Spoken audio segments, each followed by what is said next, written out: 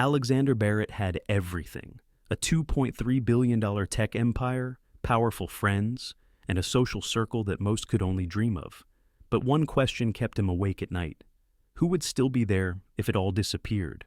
Dressed in threadbare clothes from a thrift store, the CEO was about to embark on a dangerous experiment. For the next 30 days, he would become invisible, and what he would discover would change everything.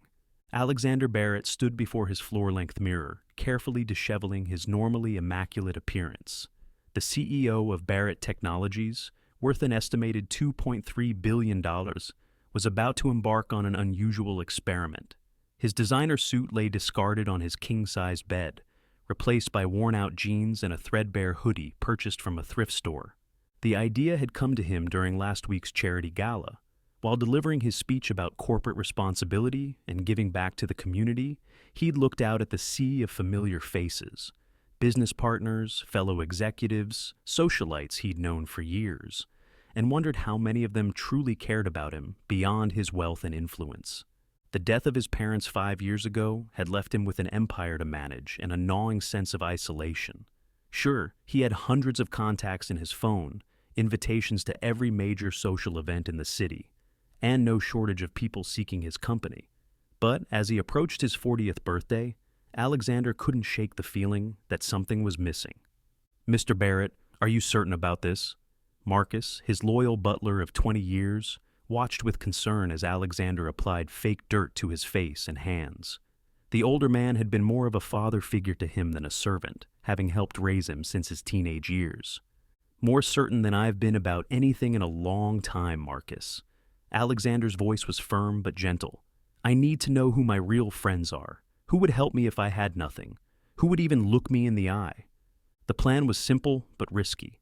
For the next month, Alexander would pose as a homeless man named Alex, spending his days in various locations around the city, where he was likely to encounter people from his social circle. He had arranged for his COO to handle the company's daily operations, citing a needed sabbatical for personal reasons. Only Marcus and his personal lawyer knew the truth. To the rest of the world, Alexander Barrett was taking a well-deserved break at his private island in the Caribbean, unreachable except for absolute emergencies. "I've made all the arrangements," Alexander continued, studying his transformed reflection. The man in the mirror looked nothing like the polished CEO who graced magazine covers. "The shelter on 5th Street knows to expect me. I'll be volunteering there during the day and actually sleeping there at night." Marcus raised an eyebrow. "Sir, surely you don't need to go that far. You could still return home each evening." "No, Marcus. If I'm going to do this, I need to commit fully. No safety net, no luxury retreat to return to each night. I need to experience what it's really like." He paused, adjusting the worn backpack containing only a few changes of clothes and basic necessities. "Besides, the shelter is where I'm most likely to run into the board members during their mandatory volunteer hours." The board members. Alexander smiled grimly, thinking of how proudly they had all voted for the new corporate responsibility initiative, requiring every executive to spend at least 10 hours per month volunteering at local charities. It had been his proposal, inspired by his parents' philanthropic legacy. Now, he would see firsthand how his colleagues treated those they claimed to want to help. His first stop would be the coffee shop near corporate headquarters, where he'd spent countless mornings having power breakfasts with business associates. Jessica Chen, his VP of marketing, always grabbed her morning latte there at precisely 8:15 a.m. They had worked together for 6 years, shared countless meals, and she'd even spent last Christmas at his house when her flight home was canceled. As he prepared to leave, Marcus handed him a burner phone. "Please, sir, at least keep this with you. For emergencies." Alexander took the phone, touched by his butler's concern. "I'll check in every few days, Marcus, and remember." "Yes, sir. If anyone asks, you're unreachable at your island retreat, though I still think this is unnecessary. You have nothing to prove." "Maybe not to you, old friend." Alexander smiled warmly. "But I need to prove something to myself." The drive to the city was his last moment of luxury. His driver, also sworn to secrecy, dropped him off several blocks from the coffee shop. As Alexander walked away from the car, he felt the weight of his regular life falling away. With each step, he became less Alexander Barrett, CEO, and more Alex, the homeless man seeking kindness in a city that had always catered to his every whim. The morning air was crisp, carrying the first hint of autumn. Alexander had deliberately chosen October for his experiment, when the nights would be cool but not deadly cold. Still, as he settled onto the sidewalk near the coffee shop's entrance, he was grateful for the thick socks he'd packed. The morning rush began, and Alexander experienced for the first time what it was like to be truly invisible. Hundreds of people streamed past him, their eyes sliding away as if he were part of the building's architecture. Some made a wide berth around him, clutching their bags closer. Others charged straight ahead, expecting him to move out of their way. He recognized at least a dozen employees from his company, none of whom gave him a second glance. Then, right on schedule, Jessica Chen approached in her signature red coat, phone pressed to her ear. "Yes, of course I can have the presentation ready by 2, she was saying as she neared the door. "You know me, I'm always prepared." Alexander cleared his throat. "Excuse me, ma'am, could you spare some change for coffee?" Jessica paused, her hand on the door. For a brief moment, their eyes met, and Alexander held his breath. Would she see past the dirt and shabby clothes? Would something about him trigger a flicker of recognition? But her gaze quickly shifted away. "Sorry, I don't carry cash," she said automatically, disappearing into the shop. Alexander watched through the window as she ordered her usual drink, grande soy latte with an extra shot. She paid with the credit card linked to her corporate account, the same account she used to treat him to coffee whenever they had their weekly marketing meetings. As the morning wore on, more familiar faces passed by. Richard from accounting, Sarah from legal, his neighbor David, who had just last month invited him to join his exclusive golf club. Each interaction, or lack thereof, was a small cut, a paper-thin slice into his understanding of how the other half lived. By lunchtime, his back ached from sitting on the hard concrete, and his stomach growled uncomfortably. The smell of coffee and fresh pastries had become almost torturous. A young barista came out during her break and offered him a bottle of water and a day-old muffin. It was the first act of kindness he'd experienced all day, and it came from a complete stranger. As he ate the slightly stale muffin, Alexander reflected on how many times he'd walked past homeless people without a second thought. Had he ever really looked them in the eye? Had he ever wondered about their stories? He'd donated millions to homeless shelters and advocacy groups, but had he ever treated them as actual human beings worthy of his direct attention? The afternoon brought new faces and new revelations. James Wilson, his supposed best friend since college, nearly tripped over Alexander's extended legs while texting on his phone. "Watch it!" James snapped, not even looking up from his screen. This was the same man who had tearfully thanked Alexander in his wedding speech, calling him the brother I never had. Around 4 o'clock, a police officer approached.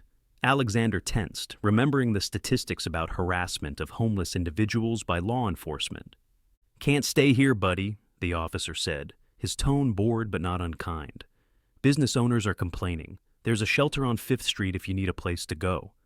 Alexander gathered his meager belongings, his muscles protesting after hours of sitting on concrete. As he walked toward the shelter, he passed the sleek Barrett Technologies building, its glass facade reflecting the late afternoon sun. Through the lobby windows, he could see people rushing to and from meetings, living the life he'd temporarily abandoned. The shelter was already crowded when he arrived. The intake process was surprisingly rigorous. He had to provide a form of ID, he'd created one for his alias, submit to a bag search, and agree to a breathalyzer test. The staff was professional but overworked, processing each new arrival with mechanical efficiency.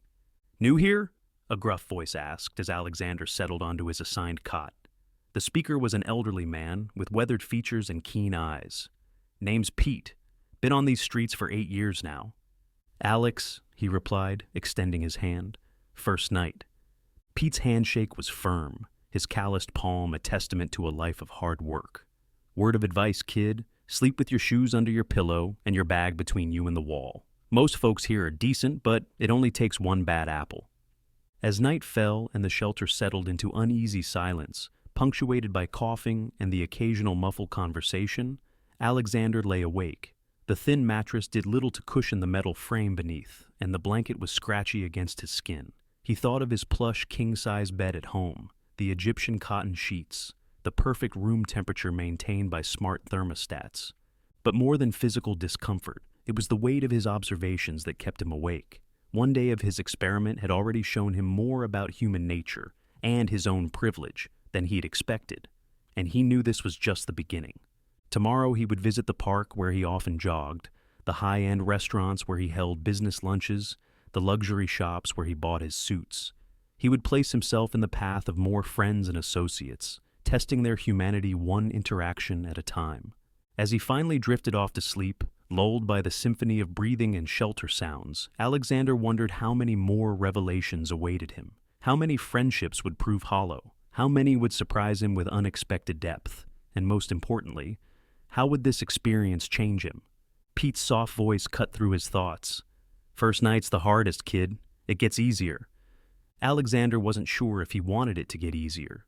The discomfort, both physical and emotional, felt important, necessary. It was forcing him to confront truths about himself and his world that he'd been too comfortable to notice before. Morning came too soon, announced by harsh fluorescent lights and the bustle of people preparing to face another day on the streets. As Alexander joined the line for breakfast, a bowl of lukewarm oatmeal and coffee that tasted more like warm dishwater, he spotted a familiar face among the volunteers. Jennifer Murphy, the wife of his company's CFO, was serving food with an expression of practiced charity. She was wearing designer jeans that probably cost more than what the shelter spent on food in a day, and her diamond ring caught the light as she ladled oatmeal into bowls. Last month, at a charity auction, she'd bid $50,000 on a luxury spa weekend, claiming it was all for a good cause. Now, watching her serve food with barely concealed distaste, Alexander wondered how much of her charitable work was genuine compassion, and how much was social obligation. When he reached the front of the line, Jennifer's eyes passed over him without a hint of recognition. Despite having dined at his house numerous times, she didn't even make eye contact as she served his portion, already turning to the next person in line. As he ate his breakfast, Alexander planned his day. The true test would come that evening. It was Thursday, which meant many of his regular social circle would be at the Cardinal, an upscale restaurant where they often gathered for drinks after work. He had been a fixture at these informal meetings for years, holding court at his regular table, picking up tabs with casual generosity. But first, he had another stop to make. Today was the monthly board meeting at Barrett Technologies, and he knew the board members would be arriving at the office between 8:30 and 9 a.m. He wanted to position himself near the executive parking garage entrance. The morning was cooler than yesterday, and a light drizzle had begun to fall. Alexander huddled in his hoodie, which offered little protection against the weather. His cardboard sign read, "Hungry and cold, any help appreciated." The words felt strange and uncomfortable, yet they were becoming increasingly true as the dampness seeped into his bones. One by one, luxury cars pulled into the garage. Alexander recognized each vehicle: the silver Mercedes belonging to Gerald Thompson, the Tesla driven by Maria Rodriguez, the vintage Jaguar that was Thomas Chen's pride and joy. These were people he had trusted with his company, people who had seemed to value his friendship as much as his business acumen. Most of them drove right past him, as if he were invisible. A few glanced his way with obvious discomfort before quickly looking away. Maria Rodriguez, who had just last week given a passionate speech about corporate responsibility at a shareholders' meeting, actually rolled up her window when she saw him. Only Thomas Chen slowed down. For a moment, Alexander thought his old friend might stop. Instead, Thomas reached into his cup holder and tossed a handful of loose change out his window. The coins scattered across the wet pavement, some rolling into a nearby drain. Alexander stared at the coins, his chest tight with a mixture of hurt and humiliation. Thomas had been his roommate in college, had been the best man at his wedding, had held him as he cried at his parents' funeral. "Don't spend it all on booze," Thomas called out, apparently feeling that his act of charity entitled him to offer advice. Then he accelerated into the garage, leaving Alexander to watch the taillights of his $90,000 car disappear into the darkness. Pete's words from the previous night echoed in Alexander's mind. "First night's the hardest, kid. It gets easier." But this wasn't getting easier. Each interaction, or lack thereof, cut deeper than the last. By midday, Alexander had relocated to the park across from his office building. He'd often eaten lunch here, sitting on one of the benches in his tailored suits, taking calls between bites of gourmet sandwiches from the deli around the corner. Now he sat on the ground, back against a tree, watching as office workers enjoyed their lunch breaks. A group of his own employees settled on a nearby bench, junior analysts from the financial department. He'd approved their hiring himself, had even mentored a few of them. They were discussing the company's latest project, their voices carrying clearly across the grass. "I heard Barrett's on some spiritual retreat in the Caribbean," one of them said, unwrapping her sandwich. "Must be nice to just check out whenever you want." "Please," another scoffed. "He's probably at some luxury resort, drinking cocktails and hooking up with models. Calling it a spiritual retreat just sounds better in the press release." Alexander felt a strange mix of amusement and disappointment. Is that really what his employees thought of him? Had he done something to deserve such cynicism? Or was this just the natural assumption people made about wealthy CEOs? His ruminations were interrupted by a familiar voice. "Oh my God, how disgusting. Can't they keep these people out of the park?" Karen Davidson, head of human resources, was walking past with her usual lunch group. She had worked for Barrett Technologies for over a decade, and Alexander had always considered her particularly empathetic. It was why he'd promoted her to lead HR in the first place. "They're everywhere these days," one of her companions agreed. "The city really needs to do something about it." "I heard the shelter on 5th Street is enabling them," Karen continued, "giving them meals and beds without requiring them to get jobs. My tax dollars at work." Alexander thought about the people he'd met at the shelter, the elderly veteran with PTSD who couldn't hold down a job, the young mother fleeing an abusive relationship, the former teacher who'd lost everything to medical bills. How many times had Karen actually visited the shelter she was criticizing? Had she ever bothered to learn any of their stories?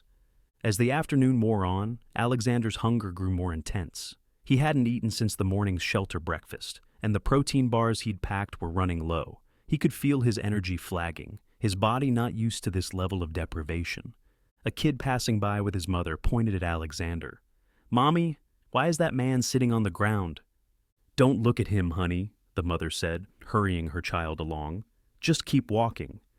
Around 4 o'clock, it started raining again, harder this time. Alexander pulled his hood up, but the thin fabric did little to keep him dry. He watched as people hurried past with their umbrellas and rain jackets, rushing to their warm, dry homes or offices. The real test would come that evening at the Cardinal. The Thursday happy hour crowd there had been his social circle for years. He'd celebrated business deals, birthdays, and promotions in that dark-paneled bar. Now he would see how they treated someone they saw as beneath them. As he made his way to the upscale restaurant, Alexander could feel eyes following him, security guards watching his every move, shop owners turning to whisper to their staff, people crossing the street to avoid walking near him. Was this what it felt like every day for those without homes?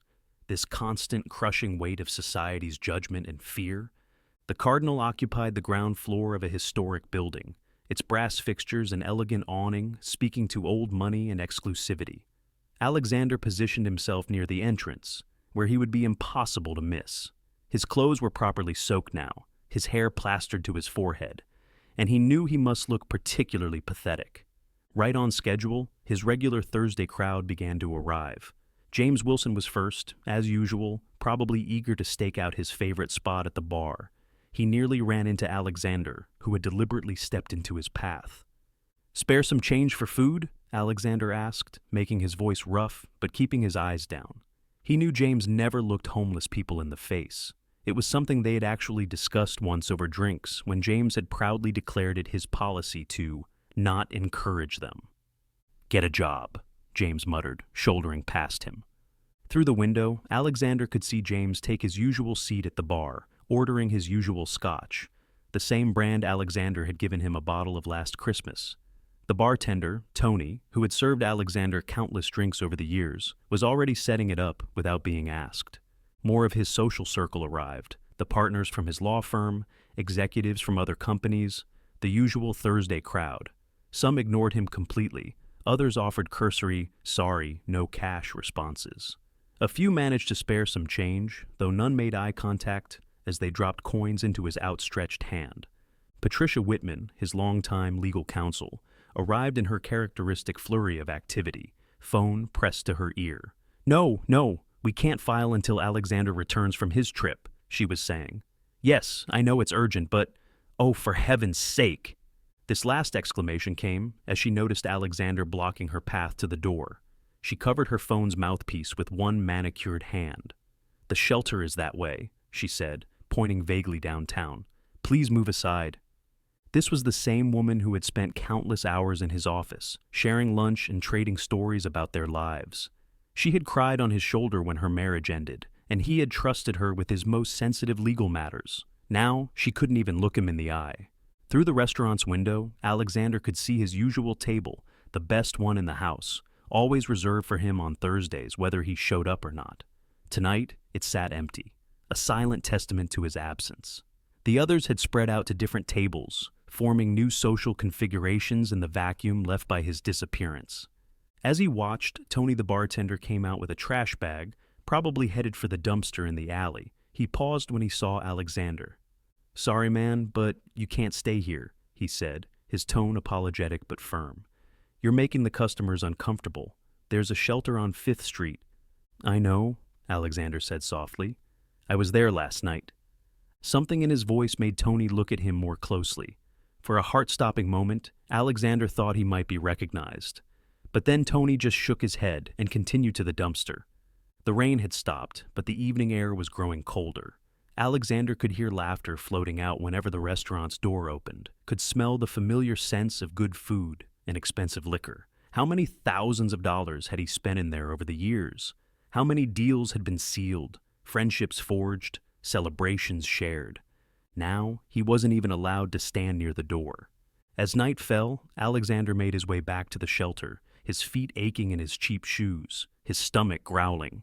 The day's experiences weighed heavily on him, each interaction adding another layer to his growing understanding of how the other half lived. Pete was already on his cot when Alexander arrived, reading a dog-eared paperback by the dim overhead light. He looked up as Alexander sank onto his own cot. "Rough day, kid?" Alexander nodded, too drained to speak. "Yeah, you got that look," Pete said, marking his place in his book. "The one people get when they realize just how invisible we are. When they understand that most folks would rather pretend we don't exist than admit we're human beings who just hit some bad luck." "How do you handle it?" Alexander asked.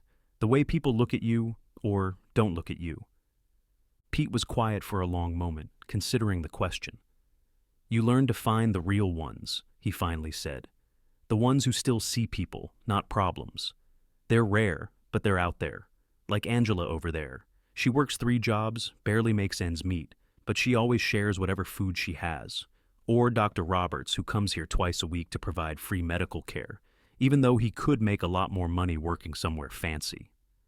Alexander followed Pete's gesture to where a young woman was sharing her dinner with a teenager who had arrived late after the evening meal was over. In another corner, a gray-haired man in scrubs was checking an elderly resident's blood pressure. These were the kinds of people he should have been noticing all along, Alexander realized. Instead, he'd been surrounded by those who measured friendship in business deals and social status. The next morning, Alexander decided to venture into an area he rarely visited, the working-class neighborhood where many of his company's junior employees lived. He found a spot outside a busy convenience store, where people rushed in and out, grabbing coffee and breakfast before their commute. Here, the reactions were noticeably different. While many still avoided eye contact, others offered what they could: a half-eaten sandwich, a fresh cup of coffee, even just a kind word. A construction worker shared his breakfast burrito, apologizing that it was all he had. A nurse ending her night shift bought him a hot coffee and asked if he needed medical attention. Genuine concern in her tired eyes. "My brother was on the streets for a while," she explained softly, pressing the warm cup into his hands. "Got help eventually, but I know how hard it can be. Stay safe, okay?" The contrast between these interactions and those with his wealthy associates was stark. Those with the least to give seemed the most willing to share. It reminded him of something his father used to say: "The view from the top isn't worth much if you forget what the climb was like." Around midday, Alexander spotted Linda Martinez, one of his company's janitors, walking toward the bus stop.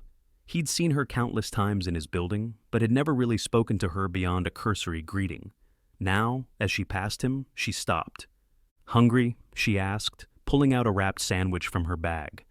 My husband always packs me too much lunch anyway. Alexander accepted the sandwich with trembling hands, struck by the simple kindness of her gesture. This woman, who he knew made barely above minimum wage, was willing to share her lunch with a stranger. "God bless you," he managed to say. Linda smiled warmly. "We all need help sometimes. When my family first came to this country, there were days we wouldn't have eaten if not for the kindness of strangers." She checked her watch. "I have to run to catch my bus, but there's a good shelter on 5th Street if you need a place to stay." As she hurried away, Alexander looked down at the sandwich, a simple bologna and cheese on wheat bread. He thought about all the expensive business lunches he'd hosted, the elaborate meals he'd barely tasted while discussing profit margins and market strategies. This humble sandwich, given with genuine compassion, somehow meant more than all of them. That afternoon, he decided to visit the city's public library, partly to escape the heat, and partly because he knew several of his board members served on the library's foundation. The security guard at the entrance watched him suspiciously, but didn't stop him from entering. The cool, quiet atmosphere was a welcome relief from the streets. Alexander found a secluded corner and sat down with a newspaper, keeping an eye on the meeting room where the Library Foundation would be gathering later. While waiting, he observed a children's reading program taking place nearby. The librarian was enthusiastically reading to a group of kids, some from obviously wealthy families in designer clothes, others wearing hand-me-downs and faded garments. But here, in this moment, they were all equal, just children enjoying a story. The foundation meeting began to assemble. Alexander recognized the members filing in, including 3 of his company's board members. They were discussing the library's new capital campaign, debating how to raise funds for a major renovation. "We need to do something about the homeless problem," he heard one member say. "They're driving away our regular patrons." "Maybe we could install turnstiles," another suggested. "Require a library card for entry." "What about the children from low-income families?" a younger member asked. "Many of them don't have the documentation to get cards." "That's unfortunate, but we have to protect our resources," came the reply. "We can't let this place become a homeless shelter." Alexander thought about Pete, who spent hours each day in the library, reading everything from classics to current events. He thought about the teenage boy he'd met at the shelter, who was using library computers to take online classes. Were these people really less deserving of knowledge and culture than the wealthy patrons the foundation wanted to protect? Later that evening, as he walked back to the shelter, Alexander passed a small family-owned restaurant. Through the window, he could see Thomas Chen, his supposed best friend who had thrown coins at him yesterday, dining with several other board members. They were laughing, sharing expensive wine, probably congratulating themselves on another successful day of running the company in his absence. The restaurant's kitchen door opened, and the smell of food made Alexander's stomach growl. A young dishwasher was taking out the trash, and to Alexander's surprise, he carefully placed a bag of leftover bread and still good food beside the dumpster, rather than in it. "Hey," the dishwasher called out when he spotted Alexander. "There's some good stuff in there if you're hungry. The owner would just throw it away anyway." Alexander thanked him, deeply moved by this small act of thoughtfulness. As he gathered the food, he heard the dishwasher mutter under his breath, "Those rich folks in there waste more food in one meal than I make in a week." Back at the shelter, Alexander shared his bounty with Pete and several others. As they ate, he listened to their stories of job losses, medical bankruptcies, family tragedies, and simple bad luck.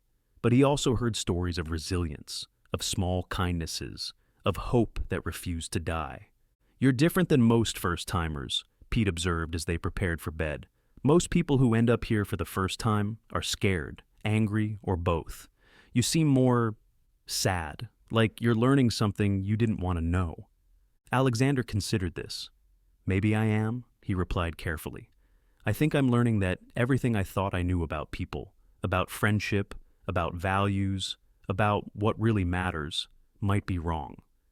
"That's a hard lesson," Pete nodded, "but maybe a necessary one." As Alexander lay on his cot that night, he thought about all the relationships he had built over the years. How many were genuine? How many people would still be there if he lost everything tomorrow? The answers were becoming clearer with each passing day, but they weren't the answers he'd hoped for. Through the shelter's window, he could see the lights of his company's building in the distance, gleaming against the night sky.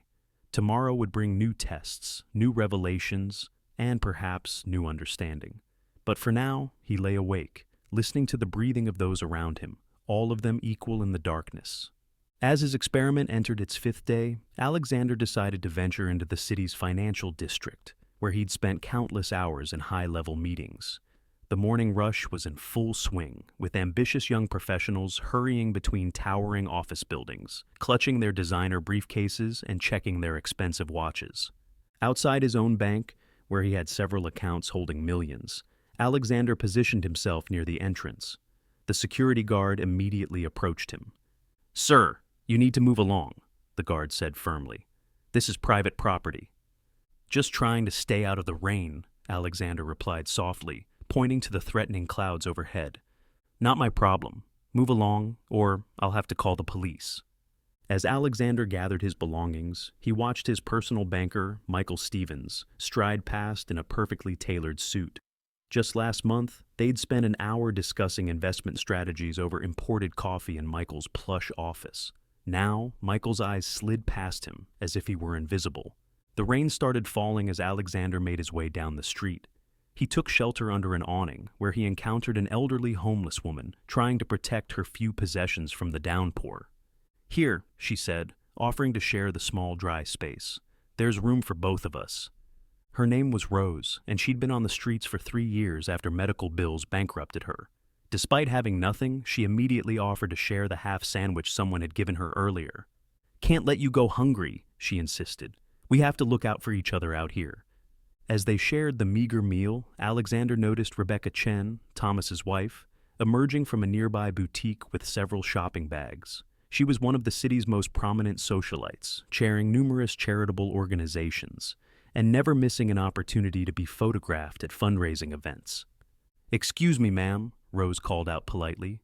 "Could you spare some change for food?" Rebecca's response was immediate and harsh. "Get a job, both of you. I pay enough taxes without having to support people too lazy to work." Alexander felt Rose shrink beside him, her dignity wounded, but her spirit unbroken. "God bless you anyway," she called after Rebecca's retreating form. "You're new to this," Rose observed, turning to Alexander. "I can tell. You still look shocked when they treat us like we're not human." Later that afternoon, Alexander made his way to the public park where he used to jog every morning. A community outreach group was there, providing free health screenings and basic supplies to the homeless. As he stood in line for a health check, he recognized Dr. Sarah Martinez, a cardiologist who occasionally attended his charity galas. But this wasn't the same polished woman he knew from social events. Here, she worked tirelessly, treating everyone with equal care and respect, regardless of their circumstances. She had no idea she was examining her host from last month's hospital fundraiser as she checked Alexander's blood pressure and asked about his health. "Your pressure's a bit high," she said kindly. "Are you getting enough rest? Eating regularly?" "Not really," Alexander admitted. "Try to visit the shelter on 5th Street if you can," she advised. "They have decent meals and clean beds. And come back next week. I want to check your pressure again." As he walked away with some basic supplies and a sandwich, Alexander reflected on how different Dr. Martinez was from his usual social circle. She wasn't here for photo opportunities or social acclaim. She was here because she genuinely cared. That evening, he returned to the Cardinal, but this time he watched from across the street as a different drama unfolded. A young man, clearly homeless, was attempting to retrieve something from a dumpster in the alley behind the restaurant. The manager emerged, yelling threats and wielding a broom. Alexander recognized the young man from the shelter. His name was David, and he was a veteran struggling with PTSD. The same people who praised our brave troops at charity events were now watching through the restaurant windows, some laughing as David hurried away empty-handed. Anger burned in Alexander's chest. He'd donated millions to veterans' causes, but what good was money if society still treated them like this? He thought about all the times he'd attended fundraising dinners where people wore expensive clothes and bid on luxury items while congratulating themselves on their charitable nature. Back at the shelter that night, he found Pete engaged in an impromptu teaching session. A young mother was struggling to help her son with his math homework, and Pete, a former math teacher before a series of unfortunate events left him homeless, was patiently explaining the concepts. "You were a teacher?" Alexander asked after the lesson ended. Pete nodded. 23 years, then my wife got sick. Cancer. Insurance wouldn't cover the experimental treatment she needed. I spent everything I had trying to save her. Lost her anyway. Lost the house too. Funny how fast it can all slip away. Alexander thought about the health insurance policies at his company. How many of his employees were one medical crisis away from ending up like Pete? How many Petes were out there, skilled, educated people who'd simply had the misfortune of facing circumstances beyond their control? As he lay on his cot that night, Alexander began formulating plans. His experiment wasn't over, but he was already seeing things that needed to change, in his company, in his social circle, in himself. The question was, how many of his so-called friends would still be around when he started implementing those changes? Through the shelter's thin walls, he could hear the distant sounds of the city, cars honking, music playing, life going on as usual.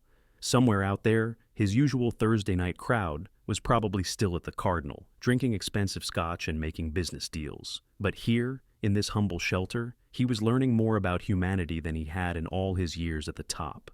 Tomorrow would bring new revelations, new tests of character, both his own and others. As he drifted off to sleep, he wondered how many more layers of illusion would be stripped away before his experiment was complete. The next morning brought a new challenge. Alexander learned that Barrett Technologies' annual charity gala, an event he usually hosted, would still be taking place at the Grand Plaza Hotel that evening, despite his supposed absence. His COO would be handling the hosting duties, and the theme, ironically, was breaking the cycle of homelessness. He positioned himself near the hotel's entrance as the evening approached, watching as valets parked luxury cars and elegantly dressed guests arrived. The contrast between their finery and his shabby appearance couldn't have been starker. Security was tight, but Alexander found a spot where he could observe the arrivals without being immediately removed. He recognized every face: board members, executives, business partners, social allies. Many of them had refused to even look at him over the past few days. Jennifer Murphy, the CFO's wife, arrived in a designer gown that probably cost more than what the shelter spent on food in a month. She was chatting animatedly with a reporter about her commitment to helping the homeless. "It's just tragic," she said, her voice carrying across the sidewalk. "That's why events like this are so important. We raised over $2 million last year." Alexander thought about the shelter's leaking roof, about Rose's inadequate winter coat, about David the veteran's untreated PTSD. Where was all that money really going? How much was actually reaching the people who needed it? And how much was being spent on galas like this one? As guests continued to arrive, Alexander noticed something interesting. The service staff, the valets, the caterers entering through the back, the cleaning crew, treated him with subtle kindness. One valet quietly slipped him a granola bar. A caterer accidentally dropped a napkin-wrapped dinner roll near his feet. Through the hotel's massive windows, he could see the ballroom being transformed for the evening. Crystal chandeliers sparkled above tables adorned with elaborate centerpieces. A stage was set up for speeches and presentations. In previous years, he'd stood on that stage, proud of the difference he thought he was making. "Move along," a security guard finally told him. "Can't have you hanging around here tonight. Important event." "Important event about helping the homeless," Alexander noted quietly. The guard's expression softened slightly. "Yeah, ironic, ain't it? Look, there's a shelter on 5th Street. "I know," Alexander interrupted gently. "I've been staying there." The guard studied him for a moment. "Used to be a cop," he said finally. "Seen a lot of people end up on the streets. Never thought I'd be working security at places like this, keeping them away from the very people claiming to want to help them." He glanced around and lowered his voice. "Kitchen entrance is around back. Joey's working tonight. Tell him Mike sent you. He'll fix you up with some leftovers later." As Alexander made his way around the building, he passed Maria Rodriguez, his VP of marketing, practicing what appeared to be a speech. "And at Barrett Technologies, we believe in giving back to the community," she rehearsed under her breath. "Our commitment to solving the homeless crisis." Alexander had to suppress a bitter laugh. This was the same woman who had rolled up her window to avoid looking at him just days ago. At the kitchen entrance, he found Joey, a young man with kind eyes and a worn Yankees cap. "Mike sent me," Alexander said. Joey nodded. "Hang around till about 11. I'll pack you something good. These fancy folks never eat half of what we prepare anyway." As Alexander waited in the alley, he could hear snippets of speeches floating down from the ballroom's open windows. His board members took turns talking about corporate responsibility and community engagement. The same people who had thrown coins at him or ignored him entirely were now congratulating themselves on their charitable nature. Thomas Chen's voice drifted down. In Alexander's absence, we want to reaffirm our commitment to his vision of corporate philanthropy. The words felt hollow now. Alexander thought about Pete teaching math to shelter children, about Rose sharing her last bit of food, about Dr. Martinez providing care without seeking recognition. They were doing more real good than all the black tie galas in the world. Later that night, back at the shelter with the generous bag of leftovers Joey had provided, Alexander shared the gourmet food with his fellow residents. The irony wasn't lost on him. Food meant for a charity gala about homelessness was actually feeding the homeless, but only through the kindness of a kitchen worker. "Fancy grub," Pete commented, sampling a petit four. "Bet this costs more than what they donate to this shelter in a month." "You'd be surprised," Alexander replied, thinking about the event's budget versus its actual charitable impact. A new arrival at the shelter, a young woman with a small child, tentatively accepted some of the food.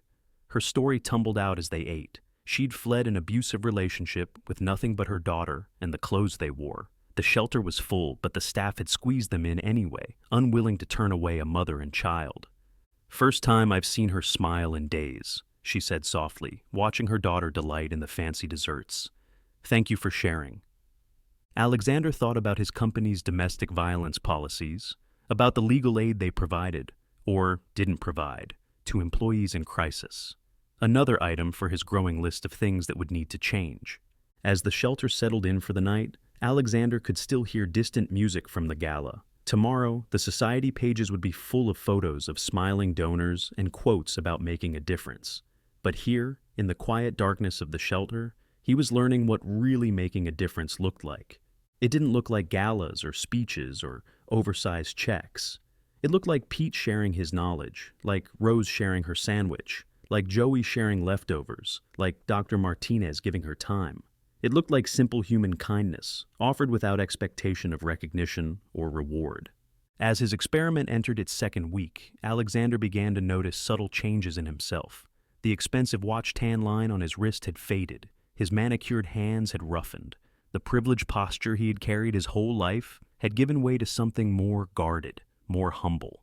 One morning, he encountered Gerald Thompson, his company's CFO, at a local coffee shop.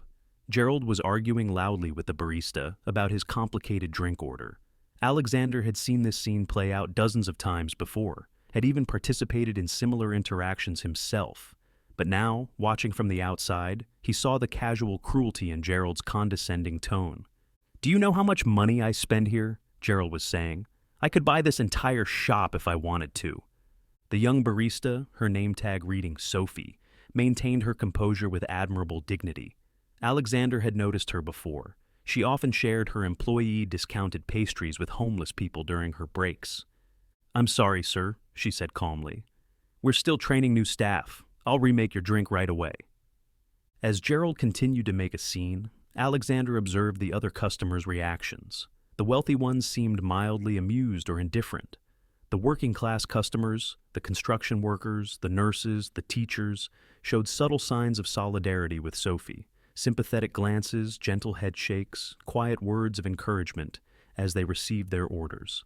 Later that day, Alexander ventured into the public library again, finding comfort in its quiet atmosphere. He noticed a familiar face, Rebecca Chen, Thomas's wife, who had so rudely dismissed Rose days earlier. She was there for a literacy program photo op, reading to underprivileged children while a photographer captured her charitable work. As soon as the camera stopped clicking, her demeanor changed completely. She barely acknowledged the children's thanks, checked her expensive watch impatiently, and was gone within minutes, leaving the real work to the dedicated library staff. In contrast, Alexander watched as Linda Martinez, his company's janitor, whom he'd encountered earlier, spent her lunch break helping an elderly man learn basic computer skills. No cameras, no recognition, just genuine kindness. That evening, Alexander had his most challenging encounter yet. His sister Catherine, whom he hadn't seen since starting his experiment, entered the shelter with a group of Junior League volunteers. She was leading a dinner service initiative, something she'd mentioned to him weeks ago, but he'd paid little attention to. Alexander's heart raced as she approached the serving line. Would she recognize him? Had 2 weeks of living on the streets changed him enough to disguise him from his own sister? Catherine served food with practiced efficiency, but unlike some of the other volunteers, she looked each person in the eye and offered a genuine "enjoy your meal." When she reached Alexander, their eyes met briefly. He saw a flicker of something cross her face, not recognition, but something else. Compassion, perhaps. "Would you like some extra bread?" she asked softly, already adding it to his plate before he could respond. "The vegetables are quite good tonight, too." As he ate his meal, Alexander watched his sister interact with the shelter residents. She knew many of them by name, asked about their children, remembered their dietary restrictions. This wasn't the superficial charity he'd observed at the gala. This was genuine engagement with people she viewed as human beings worthy of dignity and respect. "Your sister's one of the good ones," Pete commented, settling beside him with his own tray. "Been volunteering here every week for over a year. Never makes a fuss about it. Never brings reporters or photographers. Just shows up and helps." Alexander felt a complex mix of emotions. Pride in his sister's genuine compassion, shame that he'd never bothered to learn about this side of her life, and a deep sense of inadequacy about his own previous approaches to charity. That night, unable to sleep, Alexander pulled out the small notebook he'd been using to document his experiences. The pages were filled with observations, ideas, and plans for changes he would implement when he returned to his old life. But would his old friends and business associates accept those changes? Would they understand what had driven him to this experiment in the first place? He thought about the upcoming board meeting, where he would have to explain his absence and his transformative experience. Would they understand, or would they try to have him removed, claiming mental instability? Would Thomas, his supposed best friend, stand by him or lead the charge to protect their comfortable status quo? As he wrote in his notebook by the dim shelter light, Alexander began to formulate not just changes, but a complete revolution in how his company approached corporate responsibility. No more galas where the wealthy congratulated themselves on their generosity. No more photo ops that did nothing to address real problems. Instead, direct action, meaningful policy changes, and genuine engagement with the communities they claimed to serve. But first, he had more to learn, more people to meet, more truths to uncover about himself and the world he had lived in so blindly for so long. The next morning, Alexander witnessed something that crystallized everything he'd been learning. While sitting outside a busy intersection, he saw a minor car accident between two vehicles, a gleaming Mercedes and a worn-out Honda Civic. The Mercedes belonged to Patricia Whitman, his legal counsel, while the Civic was driven by a young woman in nursing scrubs. Patricia immediately launched into a tirade, threatening lawsuits and brandishing her business card. The nurse, clearly exhausted from a night shift, tried to explain that she couldn't afford any legal battles. She was already working double shifts to pay for her mother's cancer treatments. Alexander watched as Patricia, who made 7 figures a year, berated this healthcare worker over what appeared to be a minor fender bender. He'd seen Patricia donate $50,000 at charity auctions without blinking an eye. Yet here she was, threatening to ruin someone's life over a scratch on her car. The scene drew a small crowd, including several of the homeless people who frequented the area. To Alexander's surprise, they began quietly offering help to the nurse. One had witnessed the accident and offered to be a statement witness. Another, who'd once been a mechanic, offered to document that the damage was minimal. "Don't worry, honey," an elderly homeless woman told the nurse. "We saw what happened. We'll stand up for you." The contrast was stark. Those with nothing were willing to help a stranger, while Patricia, with all her wealth and influence, showed no compassion at all. Later that day, Alexander ventured into the city's business district again, this time positioning himself near the entrance to his company's building. He watched as his employees came and went, listening to their conversations, observing their interactions. A group of junior executives walked past, discussing the changes that had been implemented during his absence. "Did you hear? They're cutting the holiday bonus program to fund more community initiatives," one said bitterly. "Yeah, and Chen is pushing for stricter dress codes and attendance policies," another added. "Says it'll improve corporate culture." Alexander made mental notes. Thomas Chen, his supposed best friend, was apparently using his absence to implement policies they'd disagreed on for years. The same man who'd thrown coins at him was now making decisions that would affect thousands of employees' lives. Around lunchtime, he observed Sandra from the mailroom sharing her lunch with the building's security guard, who'd forgotten his. These small acts of kindness between working-class employees were becoming more and more noticeable to him now. In the afternoon, he made his way to the public park where he used to take his power lunches. A community health fair was taking place, and he recognized several of his company's employees volunteering during their lunch breaks. They weren't the executives or board members. They were administrative assistants, maintenance workers, and junior staff. Lisa, his own executive assistant, was there helping elderly residents fill out Medicare forms. He'd never known she did this kind of volunteer work. In fact, he realized with shame, he'd never really known much about her life at all, despite working closely with her for 5 years. As the day wore on, Alexander found himself back at the Cardinal, but this time, he noticed something he'd missed before. While the restaurant's front entrance was crowded with luxury cars and well-dressed patrons, the back alley told a different story. Kitchen staff on their breaks shared food with homeless individuals who knew to gather there. The same establishment that had shooed him away from its front door was, through its working-class employees, quietly feeding those in need. Tony, the bartender who had asked him to leave days earlier, emerged with several bags of food. "Kitchen made too much again," he announced to the small group gathered in the alley, though his wink suggested this mistake was a regular occurrence. Alexander accepted a sandwich, remembering how many times he'd sent back perfectly good meals at this same restaurant because they weren't prepared exactly to his liking. That evening at the shelter, a new face appeared, James Wilson's son, Kevin. Alexander nearly gave himself away in his shock at seeing his friend's teenage son volunteering at the shelter. James had always bragged about Kevin's acceptance into an elite private school, his track toward an Ivy League education. He'd never mentioned his son's volunteer work. "Yeah, Dad doesn't know I come here," Kevin told Pete when asked. "He wouldn't understand.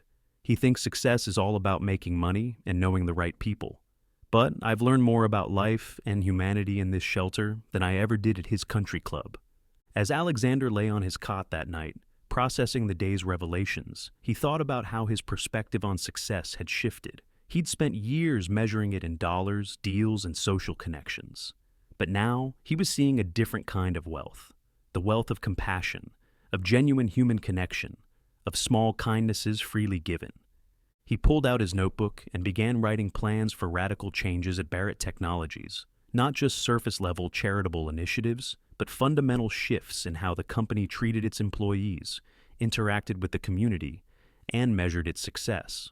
But would he have the courage to implement these changes when he returned? And more importantly, would he have the strength to stand firm when his wealthy friends and business associates inevitably pushed back against them?